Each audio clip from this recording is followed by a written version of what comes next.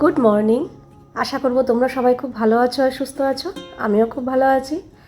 আজ হচ্ছে 30শে জুলাই, বৃহস্পতিবার। বাজে এখন ওই সকাল 7টার মতো। ঘুম থেকে উঠে ফ্রেশ হয়ে ঘরের যা যা কাজকর্ম থাকে বাসি কাজ সেগুলো হয়ে গেছে। ঘরেরটা কমপ্লিট করে এবার এসেছি বাইরে। ইন্দ্রকে চা করে দিয়ে আমি এলাম। ইন্দ্র চা খাচ্ছে আর তাতানাম আমাদের এখনও ওঠেনি। তো যাই হোক, আর এখানে আমি চলে এসেছি, ঝাড় দেওয়া হয়ে গেছে, বাইরেটা ঝাড় ঠাড় দিয়ে দিয়েছি, পাপোশগুলো সব ঝেড়েছি। আর এখন এই জায়গাটা মুছছি, ফিনাইল দিয়ে ভালো করে মুছছি। তোমরা তো জানোই সবাই প্রত্যেক বৃহস্পতিবার করেই মুছি। তো এই জায়গাটা মুছলেই ব্যাস, তারপরে গিয়ে বেসিনটা পরিষ্কার করব, ব্যাস। আপাতত আমার আজকের মতো সকালের বাসি কাজকর্ম সারা। তারপর হাত মুখ ধুয়ে জামা কাপড় চেঞ্জ করে তারপর আমিও এক কাপ চা নিয়ে বসবো।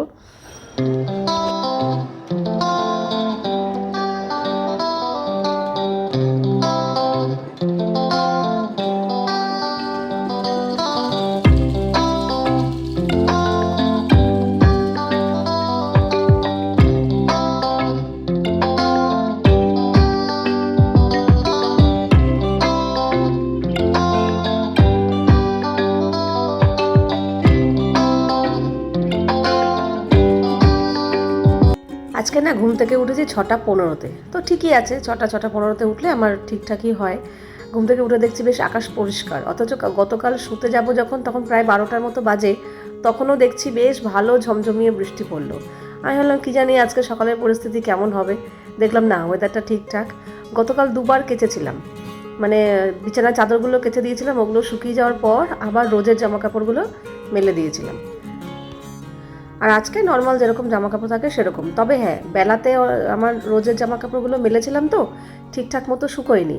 রাত্রেবেলা কী করেছি, বারান্দাটা তো একটু ফাঁকা করতেই হবে, নাহলে রাত্রেবেলা কখন বৃষ্টি আসে না আসে, আর শুকনো জামাকাপড় মানে মোটামুটি তো শুকিয়েছে, তো সেগুলো আরও ভিজে যাবে। এই জন্য রাত্রেবেলা কী করেছিলাম, একদম পেছনের দড়িতে জামাকাপড়গুলো কিছুটা রেখে সামনের দড়িগুলো, যেগুলো বৃষ্টি আসলে ভিজে যাওয়ার সম্ভাবনা, সেগুলো কী করেছিলাম, ঘরে গিয়ে জানলার ওপরে ওপরে সব মেলে দিয়েছিলাম। দরজার ওপরে, জানলার ওপরে মোটামুটি তো শুকিয়ে গেছিলো। তো সারা রাত তো ফ্যান চলে, এখন তো আর এসি চালাই না, মানে সেরকম গরম নেই এসি চালানোর মতো, ফ্যান চালিয়েই শুই। তো শুকিয়ে যায়, সারা রাত মেলা থাকলে শুকিয়ে যায়। আর যেগুলো পেছনের দড়িতে মেলা থাকে ওগুলোও সারা রাত বাইরে থেকে, বাইরের একটা হাওয়া তো থাকে, ওতে শুকিয়ে যায়। সকালবেলায় তোমাদের বললাম না, আকাশটা বেশ পরিষ্কার পরিষ্কার লাগছে, মাঝে মাঝে একটু রোদও উঠেছিল। কিন্তু আমি জামাকাপড় মেলতে এসেছি আর দেখছি বেশ ভালো হাওয়া দিচ্ছে, আর একটু কেমন যেন মেঘলা মেঘলা হয়ে এসছে, কি জানি আবার নামবে না। তবে জামাকাপড়গুলো মেললাম, মেলে ওই ঘরেও যেতে পারিনি, অমনি নামলো ঝমঝমিয়ে বৃষ্টি। কালকে রাত 12টার সময়ও বৃষ্টি হয়েছিল, তারপর সকাল থেকে শুকনো ওয়েদার ছিল, এখন আবার শুরু হয়েছে। বারান্দাতেও জল চলে এসছে, ভালো বৃষ্টি হচ্ছে। বাবা, কাঁঠাল দানাটা ভিজে যাচ্ছে। থাকি, এখন আর কিছু তুলবো না, এক্ষুনি মেরে গেলাম, ও তোলাতুলির দরকার নেই, থাক এরকম। এদিকে তাতান রেডি হয়েছে, স্কুলে যাবে, স্কুলে ওই নাচের রিহার্সালের জন্য যাবে, স্কুল করবে না।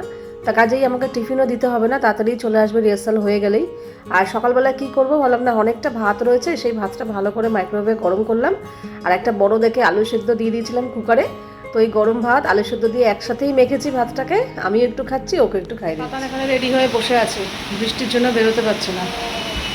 আর এদিকে আজকে বৃষ্টিটা খুব এরকম হচ্ছে, একটু একটু না, এই কদিন টিপটিপ হয়েছে, আজকে যখনই নামছে একদম ঝাঁপিয়ে নামছে, আমাকে দৌড়ে দৌড়ে গিয়ে জানলা দিতে হচ্ছে। খানিকক্ষণ আগে হলো এরকমই জোরে, এখনও তাই, কিন্তু একটু করে থেমে যাচ্ছে অবশ্য। তোকে বললাম এখন যাস না, এই বৃষ্টিতে ভিজলে আবার শরীর খারাপ করবে। বৃষ্টি হ্যাঁ কমলে তারপর বেরো।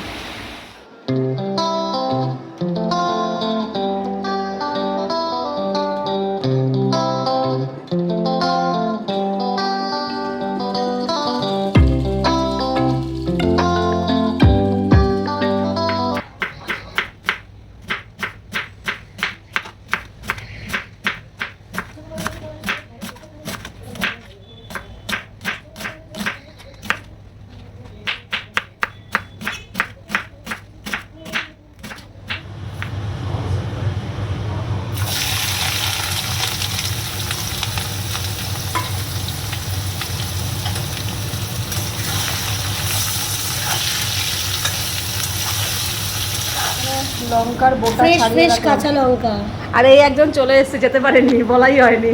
আরে বৃষ্টি, তারপর আবার ওই বলছে রোড জ্যাম করে দিয়েছে, নো এন্ট্রি করে দিয়েছে, চিফ মিনিস্টার আসবে বলে।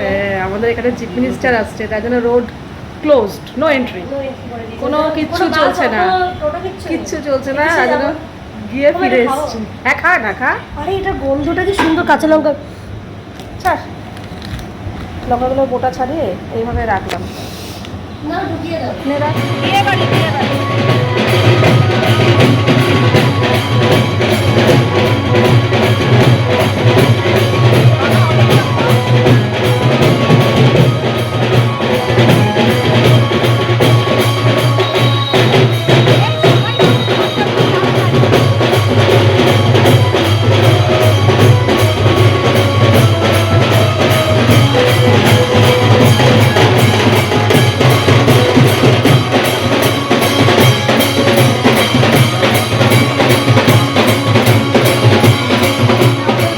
বাজনা যাচ্ছে আর এখানে আমার রান্না।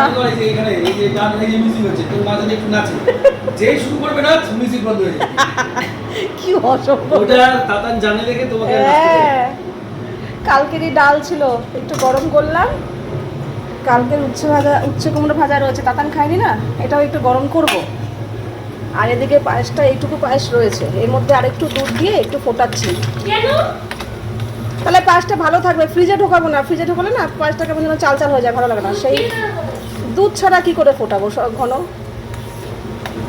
একটু ফুটিয়ে রাখলে পায়েসটা ভালো থাকবে। আর এখানে বাঁধাকপির ঘন্ট হচ্ছে, হয়েই গেছে। এখন একটু ঘি আর গরম মশলা দিয়ে নামিয়ে দেবো, ব্যাস।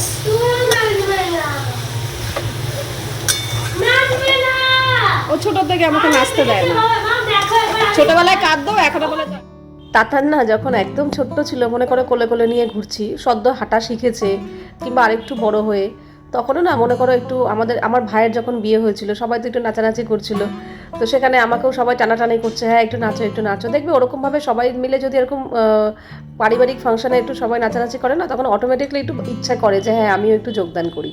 কিন্তু তাতানের জন্য আমি সেটা কোনোদিনই পারিনি, কারণ ও ছোটোবেলায় পছন্দ করতো না, মানে আমার কোল থেকে নামবেই না। যদি অন্য কারোর কোলেও দিতাম না, কারোর কোলে যাবে না, ও আমার কোলেই থাকবে। আর আমি নাচতে গেলেই না ও বিশাল জোরে চিৎকার করে মানে কাঁদতো, মানে কি জানি হয়তো আমাকে ছাড়বে না। ছোটোবেলায় হয় না যে মাকে ছাড়া কারোর কাছে যাবে না, মা ওরকম নাচানাচি করছে বলে ওর পছন্দ হচ্ছে না, তাই ভাবলাম হয়তো বাচ্চা বলে ওরকম। ও মা দিন দিন যত একটু বড় হতে লাগলো, তত দেখি এই ব্যাপারটা ওর মধ্যে আরও বেশি প্রবণ। মানে একবার আমরা গ্যাংটকে গেছিলাম, তখন ও মোটামুটি ভালোই বড়, হ্যাঁ মানে জ্ঞান ঠ্যান চলে এসছে, বেশ বড় সড়োই মোটামুটি। তখনও আমাকে দেয়নি, সবাই মিলে একটু বক্স টক্স বাজিয়ে একটু নাচানাচি করছিল, আমাকে সবাই ডাকাডাকি করছিল, ইন্দ্র ডাকছিল যে আসো আসো। ও কি কান্না, ওর কান্না দেখে মনে হচ্ছে কেউ ভয় পাচ্ছে রীতিমতো, মানে সবাই নাচুক তুমি যাবে না, মানে এরকম একটা ব্যাপার। ও আমার কোলের মধ্যে শুয়েছিল, এলো ঠিক আছে। আমার মাও ছিল, আমার মা ছিল, মামি ছিল, যারা সিনিয়র তারা তো যা মানে নাচবে না, তারা বসে আছে, এনজয় করছে, দেখছে শুধু। এবার আমি হচ্ছে কি ঠিক আছে ও একটু ঘুমিয়ে পড়ুক, তারপরে মার কাছে, আমার মার কাছে তো থাকতোই, মার কাছে রেখে তারপর যাবো। ও বাবা যেই ঘুমিয়ে পড়ছে, আমি যেই উঠছি, মানে ও মাথায় নিয়েই শুয়েছে যে মাকে পাঠানো যাবে না, মাকে ছাড়া যাবে না, কিন্তু এদিকে চোখে ঘুম, থাকতে পারছে না। যেই আমি একটু উঠছি অমনি উঠে পড়ছে, হ্যাঁ তুমি যাবে না, তুমি যাবে না মা, তুমি যাবে না, মানে এরকম। তো তখনও ভাবতাম ঠিক আছে ছোট বলে তাই। ও মা এখন বড় হয়ে গেছে, এখনও যদি আমি একটু মনে করো বিয়ে বাড়ির বাজনা গেল পাশ দিয়ে, মনে করো আমি একটু হাতটা নাড়াচ্ছি, কোমরটা নাড়াচ্ছি, হয় না একটু ইচ্ছা করে, ও দেবে না, না তুমি নাচবে না। যে তুই কী রে ছোটোবেলায় করতিস, ভাবতাম হয়তো তুই বাচ্চা ভয় পাচ্ছিস কিংবা মাকে ছাড়বি না, এরকম একটা ব্যাপার, তুই এখনও। এইবার এই কথাটা বললেই ইন্দ্র আমাকে খচাতে শুরু করে, হ্যাঁ তুমি যা নাচ, তোমার যা নাচ, ওরে বাবারে তোমার নাচ শুনলে মিউজিক বন্ধ হয়ে যাবে, তোমার নাচ শুনলে সবাই পালাবে, মানে এরকমই আর কি করে আমার সাথে। আর মেয়ে হাসে, ও আমাকে নাচতে দেবে না, ওর বাবা নাচুক, সবাই নাচুক, ও দেখবে আমার পাশে বসে বসে, ও নিজেও নাচবে ঠিক আছে, কিন্তু আমাকে ও নাচতে দেবে না, কেন কি জানি এখনও তাই। যাই হোক সেই নিয়েই একটু হাসাহাসি হচ্ছিল। আর এদিকে আমার স্নান টান হয়ে গেছে, ইন্দ্রকে খেতে দিয়ে দিয়েছি, ও খেয়ে দিয়ে বেরিয়েও গেছে। তাতানকে বলছে তুই খেয়ে নে, তো বলছে না আমি তোমার সাথে একসাথে খাবো, আমার অতটাও খিদে নেই। তাহলে ঠিক আছে, আমাকে তো দেরি হবে, আজকে বৃহস্পতিবার, আমি আজকে ঠাকুরের পোশাক টোশাক চেঞ্জ করবো, আসনটা পরিষ্কার করবো। বলছে ঠিক আছে দেরি হোক, তবু একসাথেই তোমার সাথে খাবো। তো মোটামুটি মাসে একবার করে আমার মাথায় থাকে যে ঠাকুরগুলো একটু পরিষ্কার করবো, ড্রেসটা চেঞ্জ করবো, আসনগুলো চেঞ্জ করবো।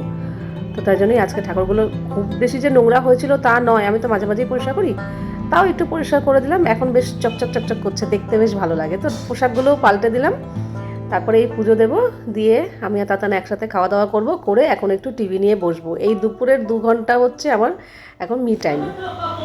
এ দেখ, আমি দিতে দেরি করছিলাম বলে ওর দেরি হচ্ছিল, এখন ওর দেরি হচ্ছে না। ওর বলে খিদে পেয়েছে, মুড়ি চানাচুর খাবে, লেগে যাবে। ও আচ্ছা ভাই, দাঁড়া একটু আরাম দিয়ে দিই শরীরটাকে, মানে হাতটা একটু আরাম দিয়ে লেগে যাবে বেকায়দা। ব্লাড সার্কুলেশন ভালো হয়, এরকম সবাইকে হাততালি দেওয়ানো উচিত। হ্যাঁ। হাততালি দিলে ব্লাড সার্কুলেশন, তাই বলে এরকম হাতে না ব্লাড সার্কুলেশন হলো না তো জোরে লেগেছে। এই পাশটা একদম কোনা হয়ে গেছে না, ওই নে। এইবার একটা সলিড হয়েছে,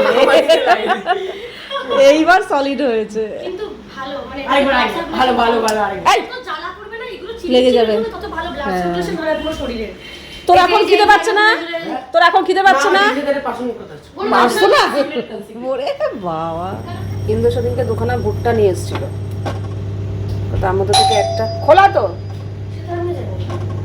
একটা ওকে পুড়িয়ে দিই।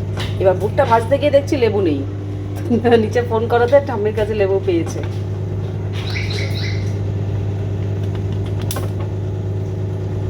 আমার বাবু এসেছিল, এই যে দুধ দিয়ে গেল, আর এই যে ভুট্টা। এমা, আমি তো অল্প নুন মাখিয়েছি আর এক্সট্রা প্লেটে নুন রেখেছি, তো যদি লাগে তুই মাখিয়ে নিবি। 8টা আজকাল আবার হাঁটা হলো না সন্ধ্যাবেলা। তা তোজো এসেছিলো, ওর সাথে একটু গল্প গুজব হচ্ছিল, ঠিক আছে ও যা ধীরে সুস্থ আমি হাঁটবো, এই করবো। তারপর একটু পরে আবার আমার বাবু এলো, তারপরে তাতানকে ভুট্টা করে দিলাম, মানে এই করতে করতে 8টা বেজে গেছে। তো আমার 8টার সময় হাঁটা কমপ্লিট হয়ে যায়, এখন আর ইচ্ছা করলো না। এখন যদি শুরু করি 8:30 পর্যন্ত, তারপরে রেস্ট করব, চা খাবো, 9টা রান্নাঘরে ঢুকবো কখন।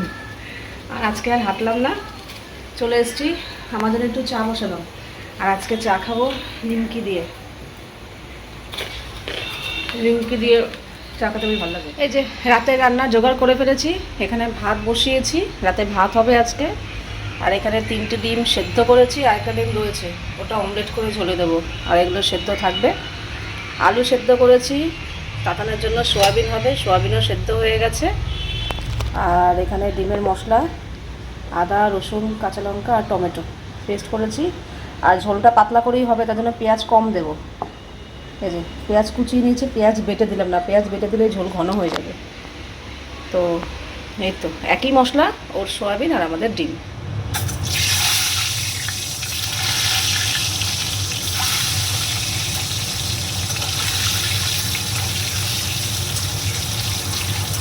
এখানে সোয়াবিনটা তুলে রেখেছি, এবার এই অল্প একটু সোয়াবিন আলু রয়েছে, এর মধ্যে ডিমগুলো মেশাবো, ব্যাস ডিমের ঝোল হয়ে গেল।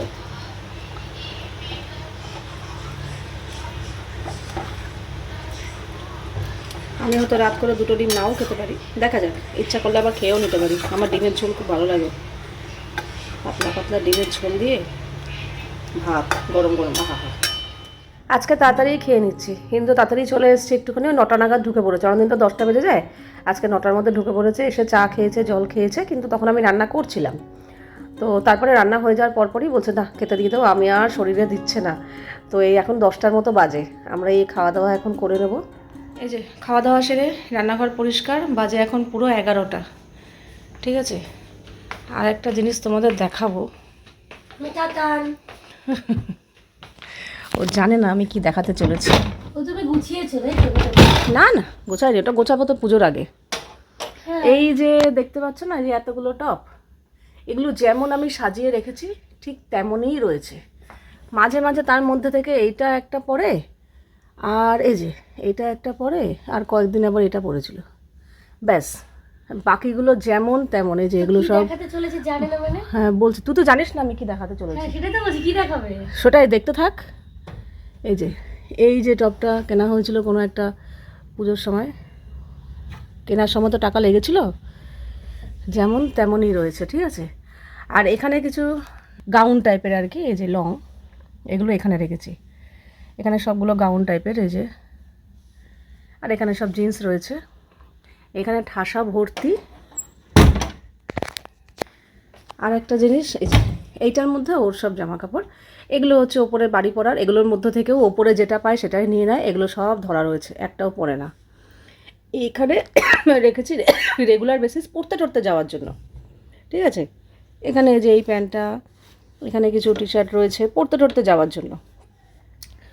ও আলমারি খোলেই না, এটা খোলে যেটা পায় সেটাই পরে বেরিয়ে পড়ে, এবার সেটা পরতে যাক আর যেখানেই যাক। এই ড্রেস পরা নিয়ে ওর সাথে আমার প্রায়ই লেগে যায়, সেটা তো তোমরা জানতে পারো না, দেখতেও পারো না। বিকজ আমি চাই কমফোর্টেবল আর মা চাই সেন্স। হ্যাঁ, আমি চাই একটু মানে একটু সুন্দর, একটু স্টাইলিশ হবে, একটু সেন্সে কেন পরবো, মানে সেন্সে পরবো, আমিও স্টাইলিশ পছন্দ করি, কিন্তু সেটাতে আমি কমফোর্টেবল থাকতে চাই।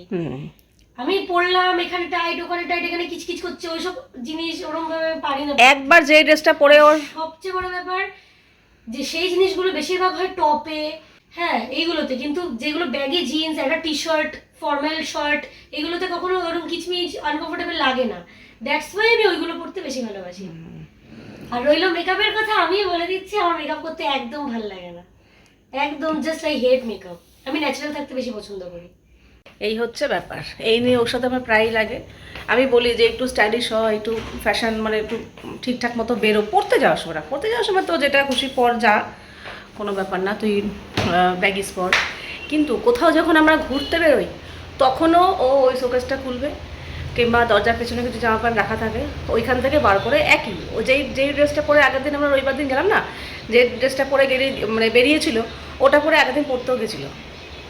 ওকে যত বলি যে একটু ঠিকঠাক জামা কাপড় পর, আলমারিতে এত জামা কাপড়, তার মধ্যে থেকে কিছু একটা পর, একটা গাউন পর, কত সুন্দর গাউনগুলো রয়েছে। যেমন আমরা রেস্টুরেন্টে যাচ্ছি তখন তো একটা গাউন পরলে, লং গাউন পরলে কত ভালো লাগে দেখতে, একটু সাজগোজ করা, ও কিচ্ছু করতে চায় না।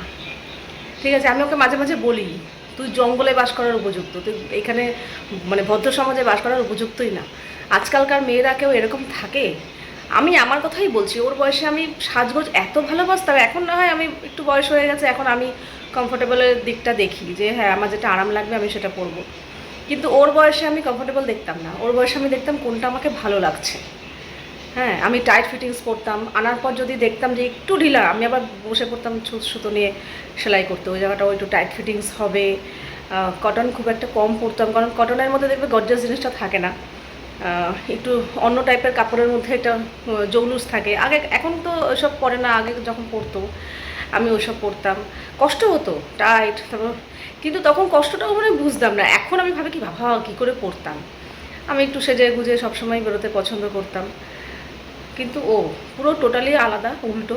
কোথাও ঘুরতে গেলেও মানে যদি কোনো অনুষ্ঠান পুজো টুজো যায়, আমি জোর করে বলে একটু লিপস্টিক দে, কিছু দিতে হবে না, শুধু একটু লিপস্টিক দে, এই হচ্ছে ব্যাপার। নাচের সময় যখন একটু ডিপ মেকআপ করানো হয় ওকে, ও পছন্দ করে না, বলে আমাকে আইব্রো এত কালো করে ডিপ করে দেবে না, আমাকে কার্টুন কার্টুন লাগে, আমার ভালো লাগে না। আর কিছু করার নেই, এই সময় তো মেকআপ করতেই হয় নাচের সময়। তো এরকম হচ্ছে ব্যাপার। তোমরা অনেকেই বলছো ওর ড্রেসিং সেন্স নেই, একটা ঘুরতে গেছে সব জায়গায় কি ব্যাগেস মানায়। ও বলে, যখনই আমি এরকম বলি যে এই ড্রেসটা পরে এটা ভালো লাগবে, তুমি কি চাও যে আমি আরামে ঘুরবো নাকি আমি কষ্ট করে ঘুরবো, কোনটা? এবার তখন কি বলবে, তখন ওর বাবা বলে কি ছাড়া বাদ দাও, ও যেরকম খুশি যাক, ও যেটা খুশি চাহে করুক, বলার দরকার নেই। ও সাজগোজ যদি করতে না চায় না করুক, এমন একটা কোনো না, সাজগোজ না করলেও কোনো ব্যাপার না। জামা কাপড় বলে আমার যেটা আরাম লাগে সেটা পরবো, আর ব্যাগেজগুলো তো ঢিলা ঢালা, ওর আরাম লাগে। আমি এই বয়স থেকে এখনই এরকম, আমাদের একটা বয়সে আসা তখন মনে হয় যে না একটু কমফোর্টেবল পরি, একটু ঢিলা ঢালা পরি। আমার তো এখন একটু টাইট পরতেই পারি না, ঢিলা ঢালা হলে সব থেকে ভালো হয়, ঠিক আছে। কিন্তু ওর বয়সে আমার এই ব্যাপারগুলো ছিল না, কষ্ট হলেও আমি স্টাইলের দিকটা খুব মেনটেন করতাম। কিন্তু ও কেমনই জানো, সাজগোজ করতে চায় না। তোমরা অনেকেই বলছো ব্যাপারটা, তো আমি একমত। সত্যি ওর ড্রেসিং সেন্স ব্যাপারে ও মানে আনেই না, মাথাতেই আনে যে আমি ড্রেসিং সেন্স কিছু একটা মানে করবো আর কি। ও সবসময় কমফোর্টেবল দিকটা দেখে, আমার কোনটা পরে আরাম লাগছে, আমি কমফোর্টেবল কোনটা, এই ব্যাপারটা। কাজেই ও কোনো ধ্যাও নেই, পাগলির মতো বেরোয়, পাগলির মতো থাকে। ও একটু এরকম এরকম কী বলবো বলো তো, কোনো সব যার যার স্বভাব, তাকে কি জোর করে বদলানো যায়? আর এটা তো এমন কোনো খারাপ কিছু না, থাক, ও যদি নর্মাল ক্যাজুয়াল থাকতে চায় থাক, অত স্টাইল ফ্যাশন দরকার নেই। আজকালকার মেয়েরা, জানি এটা একটা অস্বাভাবিক জিনিস, আজকালকার মেয়েরা স্টাইল আর ফ্যাশনের দিকেই ঝোঁক বেশি, কিন্তু ওর ওইসব ব্যাপার নেই। যদিও বা কোনো কোনো সময় জোর করে পড়িয়েছি, রাস্তায় গিয়ে সারা রাস্তা আমাকে কথা শুনিয়েছে, হ্যাঁ তোমার কথা মতো করেছি, আমার এখন কষ্ট হচ্ছে, আমি এখন কী করবো, সারা রাস্তা কথা শোনার জন্য এখন আর কিছু বলি না, দূর কিন্তু যা খুশি বলবি। তো চলো আজকের ভিডিওটা এখানেই শেষ করছি। আবার দেখা হবে তোমাদের সাথে নেক্সট ভিডিওতে। তোমরা সবাই খুব ভালো থাকবে, সাবধানে থাকবে, সুস্থ থাকবে। তাহলে love you all, good night and tata.